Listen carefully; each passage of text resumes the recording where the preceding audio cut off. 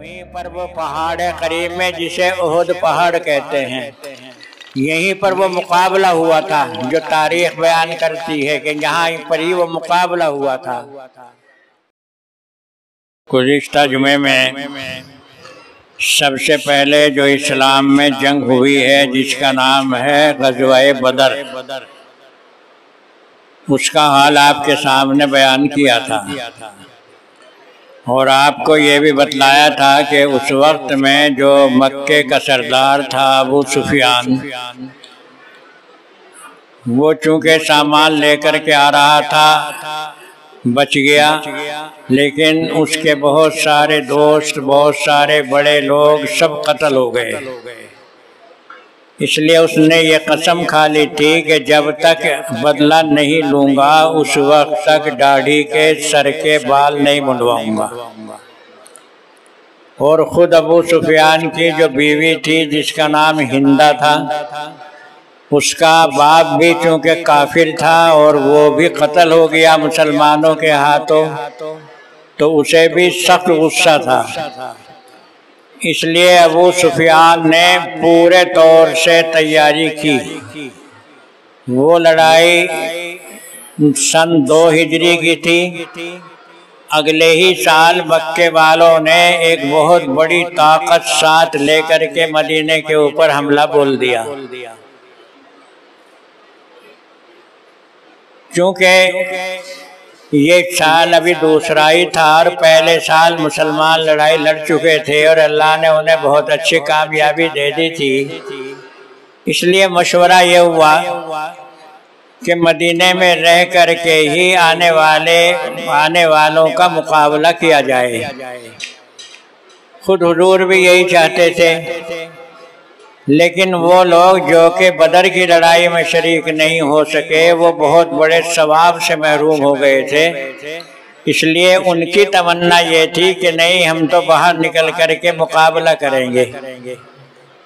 क्योंकि बदर में जो लोग शरीक हुए हैं उनको अल्लाह ने बहुत बड़ा बदला दिया है, बहुत बड़ा इनाम का ऐलान किया है। कुरान पाक ने साफ तौर से ये कह दिया है, वो जो चाहे करें अल्लाह ने उन्हें बख्श दिया। कितना बड़ा इनाम था उन लोगों के लिए। और फरिश्ते भी इस लड़ाई में शरीक हुए थे। इसलिए तमाम के तमाम फरिश्तों में सबसे बड़ा दर्जा उन फरिश्तों का है जो बदर की लड़ाई में शरीक हुए, और सबसे बड़ा दर्जा इंसानों में उनका है जो कि बदर की लड़ाई में शरीक हुए। इसलिए कुछ ऐसे नौजवान जो उस लड़ाई में शरीक नहीं हो सके थे, वो अपनी शिरकत न करने के ऊपर बहुत ज़्यादा कुछ परेशान से थे। उन सब की तमन्ना ये थी कि नहीं, हम तो बाहर निकल कर के मुकाबला करेंगे। चुनाचे मक्के वाले एक बहुत बड़ी फौज ले कर के मदीने के पास आ गए, और जिन्होंने हज किया है उन्होंने वो जगह देखी है जहाँ बहुत सारे सहाबा शहीद हुए हैं और वहीं पर दफन हैं। वहीं पर वो पहाड़ है करीब में जिसे उहुद पहाड़ कहते हैं। यहीं पर वो मुकाबला हुआ था जो तारीख बयान करती है कि यहाँ पर ही वो मुकाबला हुआ था। जिस वक्त के दोनों तरफ से फौजें इकट्ठी हो गईं तो हुजूर ने इरशाद फरमाया सहाबा को कि देखो, पहाड़ में जो एक तरफ से तुम्हें घाटी खुली हुई नजर आ रही है, तुम्हारी जिम्मेदारी यह है कि तुम वहां पर रहो। और साफ आपने ये फरमा दिया, जो जिनकी ड्यूटी वहां पर लगी उन्हें साफ तरीके से ये कह दिया, हमारी हार हो या जीत हो तुम्हें अपनी जगह नहीं छोड़नी। मुकाबला हुआ बड़े जोर का। शुरू में नजर यह आ गया कि मुसलमान लड़ाई जीत गए, अल्लाह ने उन्हें कामयाबी दे दी। वो जो घाटी के ऊपर खड़े किए थे हुजूर ने, उन्होंने सोचा अब तो हमारी कामयाबी हो ही गई, हम भी बढ़ कर के माल गनीमत जमा कर लें। जो उनके सरदार थे उन्होंने मना किया, देखो हमें हुजूर ने ये हुक्म दिया है कि तुम्हें यहीं पर रहना है, हार हो या जीत हो तुम मेरा हुक्म मानो, यहीं पर ठहरो। लेकिन कुछ मुसलमान जोश में आकर के वहां से जगह छोड़ दी और मैदान में सामने की तरफ आ गए। बस यहाँ से मौका हाथ आ गया। मक्के वालों ने जो इधर से आकर के पीछे से मुसलमानों के ऊपर हमला किया तो मुसलमानों के पैर उखड़ गए। हाल इतना खराब हुआ कि किसी को ये पता न रहा कि हमारा साथी लड़ाई में कहाँ है कहाँ नहीं है। यहाँ तक के हमारे नबी सल्लल्लाहु अलैहि वसल्लम के ऊपर भी हमला हो गया और आपके भी दांत शहीद हो गए। ये चर्चा हो गया, चारों तरफ एक आवाज ये उठ गई कि मोहम्मद को कत्ल कर दिया गया। इसके ऊपर तो लोगों ने होश ही खो दिए। बहुत से तो यही कहने लगे जब हुजूर ही कत्ल हो गए तो हम ही जी करके क्या करेंगे। लेकिन चलो फिर पैर संभले, ताकत आई, होश आए।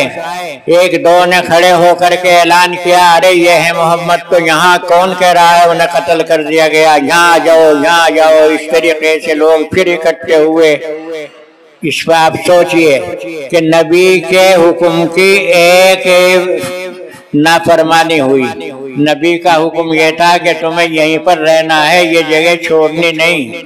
लेकिन सहाबा ने अपने तौर से वो जगह छोड़ दी। उसका नतीजा ये निकला कि 70 सहाबा यहाँ पर शहीद हुए और इनमें वो सहाबा भी शहीद हुए हैं जिनका बहुत बड़ा दर्जा गिना जाता है। हुजूर के चचा थे हजरत अमीर हमजा। यूं तो हुजूर के बहुत सारे चचा हुए हैं, लेकिन उनमें 2 मुसलमान हुए हैं, एक हजरत जाफर, एक हजरत अमीर हमजा। और अमीर हमजा उन सरदारों में से हैं कि जिस वक्त मक्के के अंदर मुसलमानों का कोई पूछने वाला नहीं था, चारों तरफ उन्हें तंग किया जा रहा था, उस वक्त में हुजूर के ये चचा अमीर हमजा ईमान लाए हैं। अल्लाह ने इनको बड़ी बहादुरी दी थी, इसीलिए हुजूर ने ये इरशाद फरमाया है कि ये जन्नत के शहीदों के सरदार होंगे। अल्लाह ने इन्हें इतना बड़ा दर्जा दिया है।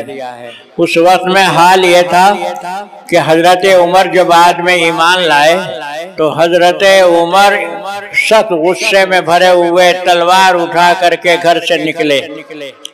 रास्ते में एक मुसलमान मिले, उन्होंने कहा आज तो उमर बड़े गुस्से में हो, क्या बात है? कहने लगा आज मैं पक्का इरादा करके चला हूं कि आज मैं मोहम्मद को कत्ल करूंगा। वैसे तो सल्लल्लाहु अलैहि वसल्लम मजलिस में एक दफे कह लेना जरूरी होता है, लेकिन चूंकि मैं अल्फाज दोहरा रहा हूँ उमर के, तो उमर ने ये कहा मैं मोहम्मद को कत्ल के छोड़ दूंगा, क्योंकि उसकी वजह से सारे अरब में तो एक इख्तिलाफ पैदा हो गया। उस मुसलमान ने कहा उमर तुम्हें कुछ अपने घर का भी हाल मालूम है? कहने लगे मेरे घर में क्या हो रहा है कि खुद तुम्हारी बहन मुसलमान हो गई और तुम्हारा बहनोई मुसलमान हो गया। बस ये सुनना था कि गुस्से में काबू से बाहर हो गए उमर भी अपने जमाने के माने हुए बहादुरों में से थे। सीधे अपनी बहन के घर पहुंचे। वहाँ एक सहाबी जो के कुरान पाक पढ़ना सिखा रहे थे वो तो जरा छुप गए। उमर की बहन सामने आ गई। उमर ने गुस्से में भर के कहा ये क्या है, ये क्या देख रहा हूं मैं? बहन ने कहा उमर सुन ले, तू जिस माँ का बेटा है मैं भी उसी माँ की बेटी हूँ। होश संभाल के बोल, अगर बेहुदा बोलता है तो तेरे हक में अच्छा नहीं होगा। ये बात जो सुनी के उमर जरा रुके और कहने लगे अच्छा ये बतलाओ तुम क्या पढ़ रहे थे? तो बहन ने बताया हम कुरान की फला आयतें पढ़ रहे थे, बस उन आयतों को सुनना था, दिल पसीज गया। और कहने लगे कि अच्छा मुझे भी सिखाओ। बहन ने कहा ऐसे नहीं, पहले गुस्ल करके आओ। चुनाचे उमर ने गुस्ल किया, कुरान की वो आयतें सीखी और गुस्से में भरे या तो गुस्से में भरे हुए थे या दिल नरम हो गया। और नरम दिल होकर के जहाँ नबी करीम सल्लल्लाहु अलैहि वसल्लम और आपके ईमान वाले साथी अलहदा छुपे बैठे थे, वहीं पर गुस्से में भरे हुए पहुंचे। क्योंकि उमर का एक चर्चा हो चुका था कि उमर एक बहादुर आदमी है और ये भी सबको मालूम था कि वो अब तक मुसलमान नहीं हुआ, ये भी मालूम था कि वो सब दुश्मन है नबी का, इसलिए सबको ये हुआ कि उमर जो यहाँ पर आए हैं तो उत्साह में भरे हुए होंगे और वो नबी को कत्ल करने आए हैं। उस वक्त अमीर हमजा रज़ियल्लाहु ताला अन्हु जो हुजूर के चचा थे वो ईमान ला चुके थे। उन्होंने कहा, बढ़कर के आगे कहा, उमर सुन ले, अगर सही जहन लेकर के आया है तो आ, हम तेरी इज्जत करते हैं, और अगर तू कुछ और इरादा करके आया है तो सोच ले मैं भी अमीर हमजा हूँ, मैं भी तलवार चलाने जानता हूँ, पहले मेरा तेरा मुकाबला होगा, बाद में आकर के दूसरों की तरफ नजर दौड़ाना। उमर ने कहा नहीं, आज मैं कुछ और ही इरादा लेकर के आया हूँ, मेरा दिल ये चाह रहा है कि मैं भी तुम्हारी जमात में शामिल हो जाऊं। ये हैं अमीर हमजा जिनके सामने हजरत उमर झुक गए थे, हालांकि वो भी अपने जमाने के बहादुर थे, और अमीर हमजा जो हुजूर के चचा थे ये भी माने हुए बहादुरों में से थे। उनके ईमान लाने का भी अजीब किस्सा है। जिस वक्त के नबी करीम सल्लल्लाहु अलैहि वसल्लम खाने काबा में नमाज पढ़ रहे थे तो उस वक्त में इस जाहिल अबू जहल ने ऊंट के पेट का निकला हुआ ओज, जब आप सजदे में गए तो इस जाहिल ने वो ओज आपकी गर्दन के ऊपर रख दिया। अब ये कितनी बड़ी बदतमीजी थी। यानी इससे आप अंदाजा लगा लो कि मुसलमानों में कोई भी ताकत नहीं थी, सामने बोलने की भी कुव्वत नहीं थी, इतनी कमजोरी थी।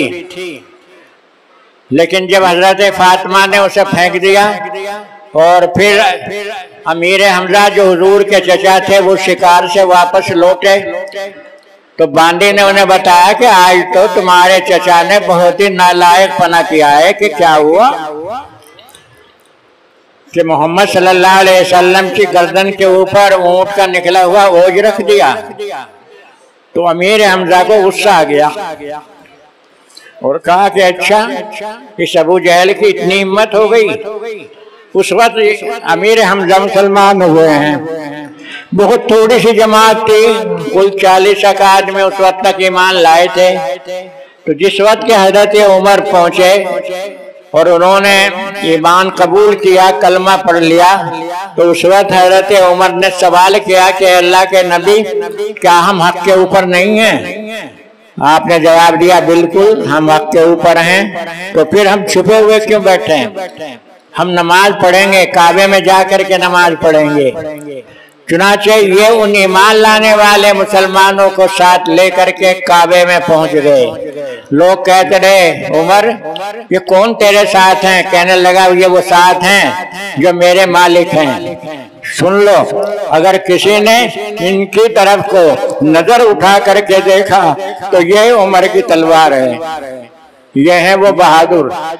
तो अमीर हमजा रज़ियल्लाहु ताला अन्हु के हाथों बदर में इस हिंदा जो के अबू सुफियान की बीवी थी, इसके वालिद का भी कत्ल हुआ था। वो उस वक्त मुसलमान नहीं थे। हिंदा ने कसम खा ली थी कि मुझे अमीर हमजा को कत्ल करना है, क्योंकि हमजाई के हाथों वो कत्ल हुआ था। तो उधर तो हमजा और उधर बहुत बड़ी फौजी जमात, उधर मुसलमानों से ये भूल हो गई कि जो नबी ने तरीका बतलाया था वो छोड़ दिया। तो चारों तरफ से जो हमला हुआ तो मुसलमानों के पैर उखड़ गए और उस वक्त में 70 मुसलमान शहीद हुए, जिनमें हजरत अमीर हमजा भी थे जो कि हुजूर के चचा थे। और उस वक्त में वो ईमान लाए थे जबकि मुसलमानों में कोई ताकत नहीं थी, बहुत कमजोरी थी, कोई साथ देने वाला नहीं था। उस वक्त में वो ईमान लाए थे। इसलिए अल्लाह के नबी अपने चचा अमीर हमजा का बड़ा एहतराम करते थे। आपको उनकी मौत को सुनकर के बड़ा गम हुआ, बड़ा रंज हुआ। और आप दूसरा अंदाजा लगा जाए, यही अमीर हमजा हैं। कुछ देर के बाद में फिर लड़ाई ने पलटा खाया। मुसलमानों में जरा कुछ ये हिम्मत सी बंधी, होश आए। होश आने के बाद में फिर मुसलमानों ने मुकाबला किया। इस मुकाबले का असर ये हुआ कि जो मक्के के लोग इरादा करके आए थे कि आज मदीने को उखाड़ फेंकेंगे, मदीने का कोई घर बाकी नहीं रहेगा, सबको आज हम सबक सिखा देंगे, लेकिन उनकी हिम्मत फिर मदीने के ऊपर हमला करने की नहीं हुई। वो यहाँ से वापस लौट गए। लेकिन ये 70 सहाबा जो शहीद हो गए थे, अब इनके दफनाने का कफनाने का इंतजाम था। हजरत अमीर हमजा जिन्होंने उस वक्त मुसलमानों का साथ दिया जबकि चारों तरफ से कोई मक्के में साथ देने वाला नजर नहीं आ रहा था। लेकिन आप सोचिए कि जब अल्लाह का ये शेर दुनिया से रुखसत हो रहा है तो किस हाल में जा रहा है। आपके पास कफन के लिए सिर्फ एक चादर थी। उस चादर से अगर सर छुपाते तो पैर खुल जाते, पैर छुपाते तो सर खुल जाता। यानी इससे ज्यादा कोई कपड़ा था ही नहीं जो हजरत अमीर हमजा के कफन में शामिल कर दिया जाता। आपने इरशाद फरमाया, चादर से सर छुपा दो, पैरों के ऊपर घास डाल दो। इस तरीके से हजरत हमजा रज़ियल्लाहु ताला अन्हु दुनिया से रुखसत हुए। लेकिन भाई ये तो दुनिया है, यहाँ दुनिया में ये नहीं देखा जाएगा कि दुनिया से हम किस हाल में जा रहे हैं। देखना तो यह है कि दुनिया से जाने के बाद में जब अगला मकाम आएगा तो वहाँ क्या है। अल्लाह के नबी ने साफ तौर से इरशाद फरमा दिया है कि हजरत अमीर हमजा जन्नत में जितने शहीद लोग पहुंचेंगे इन शहीदों के सरदार होंगे। तो कितना बड़ा दर्जा है। अगर दुनिया से रुखसत हो रहे हैं तो अगरचे इतना कफन नहीं कि जिसमें पूरा बदन भी छुप जाए। खैर बहरहाल इस तरीके से ये मुसलमानों की ये तीसरी जंग हुई। इसमें जाहिरी एतबार से बहुत बड़ा नुकसान उठाया गया क्योंकि 70 आदमी शहीद हो गए। लेकिन वो लोग जो के शहादत का मकाम लेना चाहते थे उनसे पूछो, वो लोग जिन्हें ये मालूम है कि शहीद को अल्लाह ने कितना बड़ा दर्जा दिया है, वो तमन्ना ये करते हैं कि काश हमें शहादत नसीब हो जाए। हाल ये था कि जब मदीने में ये खबर पहुंची कि मुसलमान बहुत सारे शहीद हो गए तो मदीने की बहुत सारी औरतें बाहर निकली। वो मालूम करना चाहती थी कि नतीजा क्या हुआ है इस जंग का, कौन हारा कौन जीता। एक औरत मदीने की निकली, सामने से आने वालों ने बतलाया तेरा शौहर शहीद हो गया। कहने लगी मुझे परवाह नहीं। फिर आने वालों ने कहा तुम्हारा लड़का भी शहीद हो गया। तब भी उस औरत ने कहा मुझे ये बताओ कि अल्लाह के नबी तो जिंदा हैं, अगर मेरा शौहर शहीद हो गया, मेरा लड़का शहीद हो गया तो हो जाने दो, मुझे इसकी परवाह नहीं है। ये था हाल उनकी मोहब्बत का। जाने वाले देखते हैं वहाँ 70 सहाबा ओहद पहाड़ के नीचे दफन है। उन्हीं में हजरत अमीर हमजा रज़ियल्लाहु ताला अन्हु भी हैं। शहीद के बारे में वहीं पर वो किस्सा पेश आया। हजरत माविया रज़ियल्लाहु ताला अन्हु का जमाना था। हजरत माविया ने एक लंबे जमाने तक हुकूमत की है। मुल्क शाम वगैरह सब उनके जमाने में फतेह हुआ है और पूरे इस्लाम की बहुत बड़ी खिदमत की है। हजरत अमीर हमजा हजरत माविया रज़ियल्लाहु ताला अन्हु की का जमाना था कि मदीने में सैलाब आ गया। पानी इतने जोरों से आया कि उस कब्रिस्तान में घुस गया पानी और एक कब्र फट गई। ये हुआ कि कब्र की पूरी मिट्टी खत्म हो गई, मुर्दा बिल्कुल खुलकर के सामने आ गया। लेकिन मंजर अजीब था। ऐसा मंजर बहुत ही कम देखने में आता है। मंजर ये था कि जो मरने वाले जो शहीद उसमें दफन थे उनका एक हाथ अपनी पेशानी के ऊपर रखा था और अगर हाथ को पेशानी से उठाते तो खून का फवारा चल जाता और हाथ को वहीं पर रख देते तो खून रुक जाता। ये अजीब मंजर था। वह किसकी ये कब्र है, किसकी ये कब्र है, बतलाया गया कि ये फला शहीद की कब्र है। जाबिर नाम के एक मुसलमान थे, एक सहाबी थे, वो शहीद हो गए थे, ये उनकी कब्र है। पूरे मक्के, पूरे अरब के अंदर शोर मच गया। हज का जमाना था, चारों तरफ से हज करने वाले वहीं पर को आने शुरू हो गए। हज़रत माविया रज़ियल्लाहु ताला अन्हु को पता चला कि ऐसा किस्सा पेश आ गया है। एक अमीर की जिम्मेदारी होती है कि जरा इंतजाम को संभाले, तो हज़रत माविया ने अपने तरीके से फिर उस कफन को जूं का तूं, उस कब्र को जूं का तूं बंद कराया। ये है शहीद का दर्जा। बाज दफे अल्लाह ताला दुनिया वालों को भी दिखा देते हैं कि देखो शहीद का दर्जा ये है। बहुत सी मर्तबा ऐसे किस्से पेश आए कि ऐसे शहीद जिनकी बाद में कब्र खुल गई, तो मुद्दतों के बाद भी ये देखा गया कि उनकी कब्र जो की त्यों तरोताजा। देखने वालों को यकीन ही नहीं आता था कि ये आज ही दफन हुए हैं या इससे पहले दफन हुए हैं। ये उहद के शुहदा के बारे में ये वाकया है जो तारीखों में नकल किया है। तो बहरहाल शहीद तो बहुत हो गए, लेकिन ये वो लोग थे जो शहादत की तमन्ना करते थे। वो सोचते थे कि बदर में हम शरीक होते और वहां पर हम शहादत पा लेते तो कितना अच्छा होता। कुरान पाक ये कहता है, वला तक़ूलू लिमन युक़्तलु फ़ी सबीलिल्लाहि अमवात, जो लोग अल्लाह के रास्ते में कत्ल कर दिए गए उन्हें मुर्दा भी मत कहो, बल्कि वो जिंदा हैं। जिंदगी के ये नहीं कि दुनिया में वो घूम रहे फिर रहे, नहीं, उनको अल्लाह ने वो जिंदगी दे देती है कि ये जमीन की जो मिट्टी है ये उनके बदन की हिफाजत करती है, बजाय इसके कि दुनिया वालों को ये तकलीफ दे सताए। नहीं, शुहदा को ये कोई तकलीफ नहीं देती, तो उनके साथ सलूक वही होता है जो कि जिंदों का होता है। ये दूसरी लड़ाई है। पहली लड़ाई बदर की हो चुकी, ये दूसरी लड़ाई हुई है जिसका नाम है उहद की लड़ाई। ये तीसरे साल लड़ाई हुई है और ये तारीख याद रखो कि इसमें मुसलमान 70 शहीद हो गए हैं। लेकिन इस माना कर जीत हो गई कि चूंकि मक्के के लोग जो इरादा करके आए थे कि आज हम मदीने के दीवारों को, मदीने के मकानों को उखाड़ फेंकेंगे, तकरीबन 3000 आदमियों ने आज मदीने के ऊपर हमला किया था। अल्लाह ने उनका ये इरादा तो पूरा नहीं किया और जिनको अल्लाह ने शहादत नसीब दे कर रखी थी, अल्लाह ने उन्हें शहादत नसीब दे कर दी।